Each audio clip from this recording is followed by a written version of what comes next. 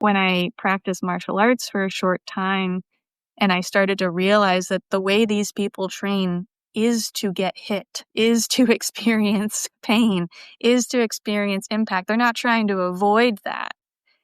In getting hit, in having the impact, you generate the strength to not get knocked off by it, to not lose your center. You just, get hit, you know what it feels like, and then you keep going. And I think that practice for me totally shifted my perspective of like, oh, what if loss was normal? What if loss was something I didn't have to interpret as me doing something wrong, even though every person I've ever seen around me has regarded it in that way? What if that's just not true? And once I started asking that question and then doing my training and reading books from people who were writing about grief and death, they all had the same perspective. And I was like, oh, this is great.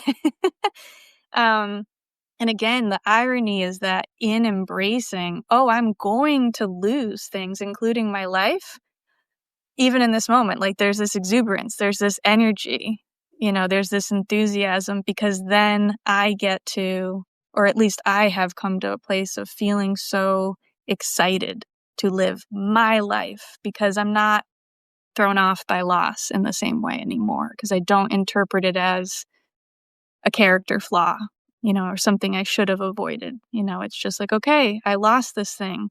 And then I've talked to you so many times about the way I perceive grief is as a metabolization process. How do I draw the insight and wisdom from this loss that I've experienced and then release what's left that, I can carry with me, but then that would be a weight, and I want to be light as I move forward. So